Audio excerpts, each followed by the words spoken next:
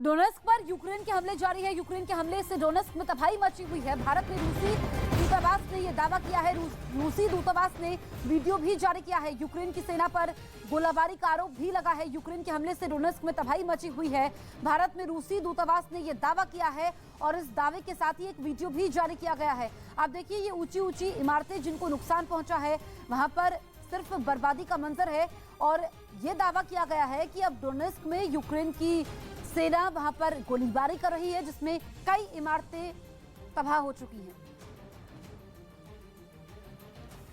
Ukraine ने रूस पर जंग की आड़ में काला सागर में विस्फोटक बिछाने की साजिश का आरोप लगाकर सबको चौंका दिया। दावा किया गया कि रूस ने ऐसा इसलिए किया ताकि समंदर के जरिए होने वाला कारोबार ही ठप पड़ जाए और यूक्रेन को समंदर के जरिए मदद भेजने वाले मुल्कों की कमर टूट जाए। लेकिन इसी बहाने ज़ेलेंस्की सरकार ने फिर पुतिन को घेरना शुरू कर दिया। साथ ही इस मामले में यूरोप समेत दुनिया के दूसरे देशों से भी दखल देने की मांग की ताकि काला सागर में तैरते इस खतरे को नासूर बनने से पहले ही खत्म किया जा सके। यूक्रेन का ये बयान ऐसे वक्त में आया जब एक दिन पहले अमेरिका ने यूएन में इसी मुद्दे पर रूस को घेरा था और अब यूक्रेन ने भी पुतिन की समंदर वाली साजिश के अमेरिकी दावे को सही ठहरा दिया। असल में अमेरिका ने रूस पर यूक्रेन के बंदरगाहों पर कब्जा जमाने का आरोप लगाया और दावा किया कि यूक्रेन के लिए राहत सामग्री ले जा रहे 94 जहाजों को भी रूसी सेना ने अपने कब्जे में ले लिया। काला सागर में पुतिन की साजिश की बात नेटो ने भी कही और आरोप लगाया कि रोमानिया और तुर्की के किनारे काला सागर में भारी मात्रा में बारूद मिला। चर्निव में रूस की भीषण बमबारी जारी है। चर्निव का एक बड़ा इलाका तबाह हो चुका है, खंडर में तब्दील हुए हैं कई मकान, कई इमारतें भी पूरी तरीके से तबाह हो चुकी हैं। चर्निव में रूस की भीषण बमबारी जारी है, बड़ा इलाका खंडर में तब्दील हो चुका है। देखिए, धुआं अभी भी नजर आ रहा है। रेस्क्यू टीमें मौके पर मौजूद है और लोगों का सब कुछ इसमें डूब चुका है, उनका आशियाना उजड़ चुका है।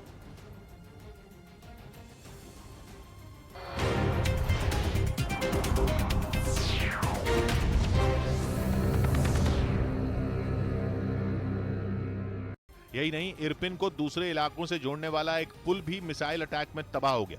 आरोप है कि रूसी सेना ने वहां मौजूद एक यूनिवर्सिटी को भी निशाना बनाया। मिसाइल हमले में यूनिवर्सिटी की पूरी इमारत खंडहर में तब्दील हो गई। उसकी न खिड़कियां बची और न ही दरवाजे। उधर पुतिन सरकार ने दावा किया कि उसने यूक्रेन के मिसाइल डिफेंस सिस्टम S-300 को तबाह कर दिया। रूस के रक्षा मंत्रालय ने सोशल मीडिया पर इसका वीडियो भी जारी किया, जिसमें यह दिखाई दिया कि यह मिसाइल डिफेंस सिस्टम पूरी तरह कबाड़ में तब्दील हो चुका है। हालांकि रूसी रक्षा मंत्रालय ने यह नहीं बताया कि यह वीडियो कहां और कब का है। इसी वीडियो में हर तरफ सिर्फ राख ही राख नजर आई। ऐसा लगा जैसे मानो कुछ देर पहले वहां जोरदार धमाका हुआ और फिर आग ने इस एयर डिफेंस सिस्टम को तबाह कर दिया। रूस ने बताया कि उसे खुफिया विभाग से इस जगह की जानकारी मिली थी, जिसके बाद वहां यह हवाई हमला किया गया।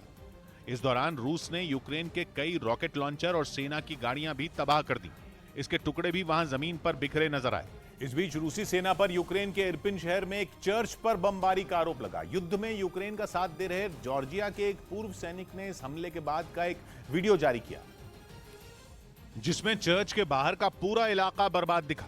चारों तरफ सिर्फ मलबे का ढेर नजर आया। रूस के हमले इतने जोरदार थे कि दीवार भी काली पड़ गई। यही नहीं, चर्च के पास कुछ घरों की खिड़कियां भी टूटी नजर आईं। बाहर खड़ी एक कार भी जलकर खाक हो गई। दावा किया गया कि रूस के हमले में कई बिल्डिंगों को नुकसान पहुंचा। उन इमारतों का मलबा सड़क पर पड़ा दिखा।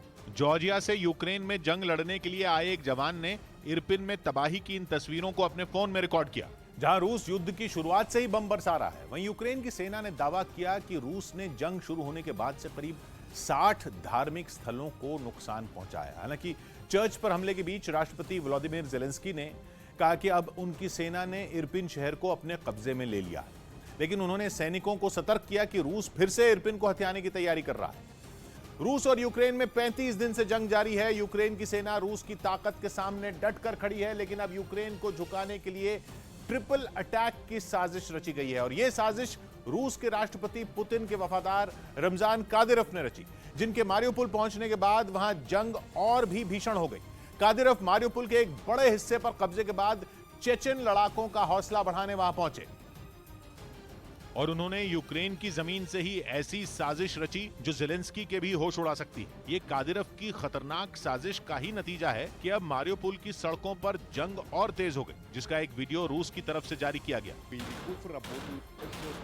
इस वीडियो में मारियोपोल के कई इलाकों में जो लड़ाके दिखाई दिए वो ये बताने के लिए काफी थे कि रमजान कादिरोव के इरादे कितने खूंखार हैं। ये लड़ाके और कोई नहीं बल्कि रूस का समर्थन करने वाले विद्रोही हैं जो अब तक डोनेस्क में यूक्रेन की सेना के खिलाफ लड़ रहे थे, लेकिन कादिरोव के यूक्रेन पहुंचते ही ये मारियोपोल में भी जंग करने पहुंच गए। यानी रमजान कादिरोव ने रूस की सेना, चेचन लड़ाकों और विद्रोहियों को एक साथ लाकर यूक्रेन की सेना पर सबसे बड़ा हमला बोल दिया, जिसके बाद मारियोपोल में शुरू हुई गोलियों की तड़तड़ाहट ने वहां अब तक फंसे हुए यूक्रेन के लोगों को दहलाकर रख दिया। शहर की सड़कों पर टैंक गरजने लगे। कादिरोव के लड़ाके झुंड बनाकर यूक्रेन की सेना पर टूट पड़े। बताया गया कि रूसी सेना, चेचन लड़ाकों और यूक्रेन के विद्रोहियों के एक साथ प्रहार ने मारियोपोल के कई हिस्सों में यूक्रेन की सेना को तगड़ी चोट पहुंचाई। यही वजह है कि शहर के कई और इलाके जेलेंस्की की सेना के हाथ से निकल गए। जबकि एक दिन पहले ही रमजान कादिरोव ने मारियोपोल के ज्यादातर हिस्सों पर कब्जे का ऐलान किया था और वो खुद वहां पहुंच गए थे।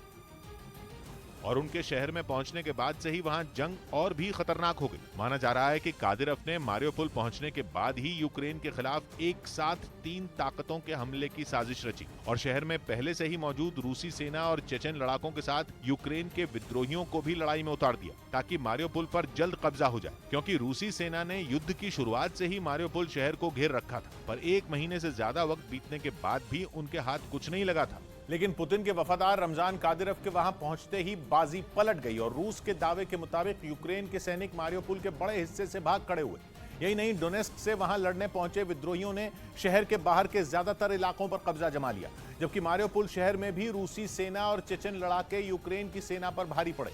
इस बीच वहां जंग तेज होने के बाद बमबारी और फायरिंग में 2 नागरिकों की मौत हो गई, जबकि 29 लोग घायल हो गए।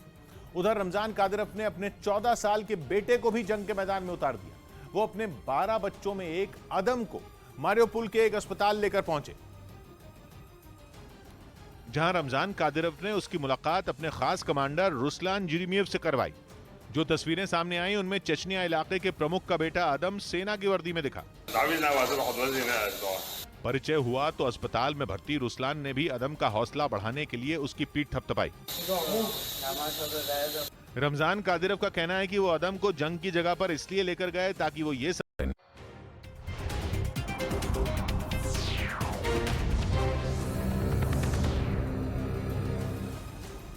इस वक्त की बड़ी खबर आपको बता दें, कीव के पास रूस के टैंक तबाह हो चुके हैं। कीव के पास भीषण युद्ध जारी है। कीव में चर्च पर भी हमला हुआ है। कीव यूक्रेन की राजधानी, यहाँ पर रूस के टैंक तबाह हुए हैं और चर्च पर भी हमला होता है। कीव के पास इस वक्त भीषण जंग जारी है। तस्वीरें आप देखिए, ये राजधानी कीव है जो कभी एक खूबसूरत शहर हुआ करती थी, लेकिन अब खंडर में तब्दील हो चुकी है और ऐसा जगह जगह होगा। ये रूसी टैंक है जो तबाह हो चुका है और ऐसे कई टैंक हैं जिसमें रूस को नुकसान पहुंचा है। अलग अलग इलाकों से इस तरह की तस्वीरें सामने आ रही है। रूसी सेना की तरफ से यूक्रेन के तेल डिपो पर हमले ऐसे ही नहीं हो रहे हैं, बल्कि ये रूस के राष्ट्रपति व्लादिमीर पुतिन की एक बड़ी साजिश का हिस्सा है, जिसमें उन्होंने यूक्रेन के लोगों को भूख से तड़पाकर मारने का प्लान तैयार किया है। ये दावा पश्चिमी मीडिया की तरफ से किया गया है और कहा यह तक जा रहा है कि वो इस साजिश को अंजाम देने तक पहुंचाने के लिए उस पर तेजी से अमल भी कर रहे हैं। और पुतिन की इसी साजिश के तहत रूसी सेना यूक्रेन के अलग अलग शहरों में मौजूद तेल डिपो को निशाना बना रही, या यूं कहें कि तेल की सप्लाई करने वाले भंडारों को तबाह करने में जुटी है। असल में यूक्रेन में बड़े पैमाने पर मशीनों की मदद से खेती की जाती है। गेहूं के उत्पादन में तो यूक्रेन पूरी दुनिया में जाना जाता है, इसीलिए इसे दुनिया की रोटी की टोकरी भी कहते हैं। लेकिन पुतिन की साजिश यह है कि वो तेल भंडारों को मिसाइल हमलों से बर्बाद कर खेती में इस्तेमाल की जाने वाली मशीनों तक पेट्रोल और डीजल को पहुंचने से ही रोक दें, ताकि यूक्रेन की खेती को बर्बाद किया जा सके। तेल डिपो के तबाह होने की वजह से एक शहर से दूसरे शहर तक अनाज को लाने ले जाने के लिए इस्तेमाल होने वाले ट्रकों को भी तेल की सप्लाई नहीं हो रही है। और अगर ऐसा ही चलता रहा तो वो दिन दूर नहीं जब वहां के लोगों के सामने भूखों मरने की नौबत आ जाएगी। और अगर पुतिन अपनी इस साजिश में कामयाब हो जाते हैं तो यूक्रेन में हालात और भी खतरनाक हो जाएंगे। मतलब ये कि यूक्रेन के सामने रूस के आगे घुटने टेकने के अलावा कोई चारा नहीं बचेगा, क्योंकि तब यूक्रेन की जनता एक एक रोटी के लिए तरस जाएगी। वहां के हालात भी कुछ इसी तरफ इशारा कर रहे हैं। पुतिन की इस खौफनाक साजिश का असर भी दिखने लगा है। यूक्रेन की राजधानी कीव से जो तस्वीरें सामने आई, उनमें खाने पीने का सामान खरीदने के लिए दुकानों के बाहर लोगों की भीड़ नजर आई। बड़ी संख्या में लोग सामान खरीदने के लिए लंबी लंबी कतारों में अपनी बारी का इंतजार करते दिखे। मतलब ये कि अगर जंग ऐसे ही चलती रही तो यूक्रेन के अलग अलग शहरों में रहने वाले लोगों के सामने खाने का संकट खड़ा हो जाएगा। लेकिन पुतिन की इस साजिश से न सिर्फ यूक्रेन के हालात बिगड़ेंगे बल्कि दुनिया के कई देशों के सामने भी अपने लोगों तक रोटी पहुंचाना मुश्किल हो जाएगा, क्योंकि यूक्रेन गेहूं उत्पादन के मामले में पूरी दुनिया में 5वां स्थान रखता है और दुनिया के बाजार में उसकी हिस्सेदारी करीब 10% है। इसके अलावा यूक्रेन मकई और सूरजमुखी का तेल भी बड़े पैमाने पर दूसरे देशों को भेजता है। लेकिन जंग की वजह से यूक्रेन के बंदरगाह बंद पड़े और सप्लाई ठप पड़ी। अगर युद्ध लंबे समय तक चलता है तो यूक्रेन से सस्ते गेहूं पर निर्भर कई देशों को रोटी की कमी का सामना करना पड़ सकता है। मिस्र और लेबनान जैसे देशों में तो इसकी वजह से बड़ा संकट खड़ा हो सकता है, क्योंकि दोनों देश यूक्रेन से पहुंचने वाले गेहूं पर ही निर्भर हैं। यही नहीं, अगर गेहूं की सप्लाई नहीं हुई तो उससे बनने वाली कई दूसरी चीजों के दाम भी आसमान पर पहुंच जाएंगे। युद्ध के बीच अमेरिका को पुतिन की एक बड़ी साजिश का डर सताने लगा है। उसे आशंका है कि रूस में अमेरिकी नागरिकों को अगवा किया जा सकता है और फिर अपनी मनमानी शर्तें मनवाने के लिए उनको टॉर्चर किया जा सकता है। इसी साजिश के डर से उसने अपने नागरिकों के लिए नई एडवाइजरी भी जारी कर दी, जिसके तहत अमेरिका के नागरिकों को रूस की यात्रा नहीं करने के लिए कह दिया गया और चेतावनी दे दी गई कि रूस जाने पर उन्हें अगवा किया जा सकता है। यही नहीं, अमेरिका ने रूस में मौजूद अपने नागरिकों को भी तुरंत वहां से निकलने की सलाह दी, जिसके लिए अमेरिका ने रूस में अपनी बास्केटबॉल खिलाड़ी ब्रिटनी ग्राइनर के अगवा होने का हवाला दिया, जिन्हें 1 महीने से ज्यादा वक्त से रूस ने अपनी हिरासत में रखा है और उन्हें 17 फरवरी को मॉस्को एयरपोर्ट पर उस वक्त हिरासत में ले लिया गया था जब वो एक टूर्नामेंट में हिस्सा लेने वहां पहुंची थी। यही नहीं, रूस ने उन पर गांजा रखने का आरोप लगाया था, जिसके बाद वहां की कोर्ट ने उन्हें 19 मई तक हिरासत में भेज दिया था। ये वो दौर था जब अमेरिका लगातार दुनिया को आगाह कर रहा था कि यूक्रेन पर रूस का हमला कभी भी शुरू हो सकता है। इसीलिए अमेरिका उन्हें हिरासत में लिए जाने को रूस की बड़ी साजिश का हिस्सा मान रहा है। इस वक्त की बड़ी खबर आपको बता दें, मारिपुल में रूस का सीजफायर है। राहत बचाव के लिए सीजफायर किया गया है। मारिपुल में राहत बचाव का काम जारी है। मारिपुल से निकाले जा रहे हैं लोग। इस वक्त की सबसे बड़ी खबर हम आपको बता रहे हैं, मारिपुल में रूस का सीजफायर है। दरअसल वहां पर राहत बचाव के लिए सीजफायर किया गया है। इससे पहले हमने देखा कई हमले होते हैं जिसमें इमारतों को नुकसान पहुंचाया जाता है। कई लोग ऐसे हैं जो अभी भी इमारतों के अंदर फंसे हुए हैं, उनको निकालने के लिए सीजफायर का ऐलान किया गया है। पाकिस्तान में अविश्वास प्रस्ताव पर चर्चा से एक दिन पहले पूरे दिन सियासी ड्रामा चला और खबर आई कि इमरान सदन में बहस से पहले ही हथियार डालने वाले हैं। मतलब वो अपनी कुर्सी छोड़ देंगे। कहा जा रहा था कि इमरान शाम को देश के नाम एक संबोधन करने वाले थे, जिसमें वो लोगों से अपने दिल की बात बोलते। लेकिन ना इमरान खान का संबोधन हुआ और न वो पाकिस्तान के लोगों को अपनी बात बता पाए। कहा जा रहा है इमरान आखिरी बार एक कोशिश करना चाहते थे, लेकिन सेना प्रमुख बाजवा के आगे उनकी एक नहीं चली। यही नहीं, खबर तो यह भी उड़ी कि इमरान पाकिस्तान को इमरजेंसी का शॉक देने वाले थे, लेकिन बाजवा और आईएसआई चीफ ने उनका खेल खराब कर दिया। खबर है कि बाजवा उन्हें रोकने के लिए खुद उनके घर पहुंच गए, जिसके बाद इस बात पर करीब करीब मोहर लग गई कि इस सियासी पारी में इमरान का गेम ओवर हो चुका है, क्योंकि थोड़ी ही देर बाद खबर आई कि इमरान देश को संबोधित नहीं करेंगे।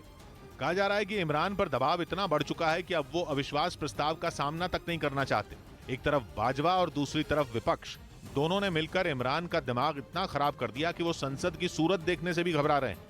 माना जा रहा है कि इसीलिए उन्होंने प्लान किया था कि वो शाम को देश के नाम संबोधन देंगे और फिर इस्तीफा दे देंगे, लेकिन बेचारे इमरान ये भी नहीं कर पाए। हालांकि उनकी पार्टी के नेता अब भी हकीकत छिपा रहे हैं। आर्मी चीफ की और मुलाकात हुई, ना तो किसी ने उनसे रिजाइन मांगा, ना ही वजीर आजम रिजाइन करेंगे।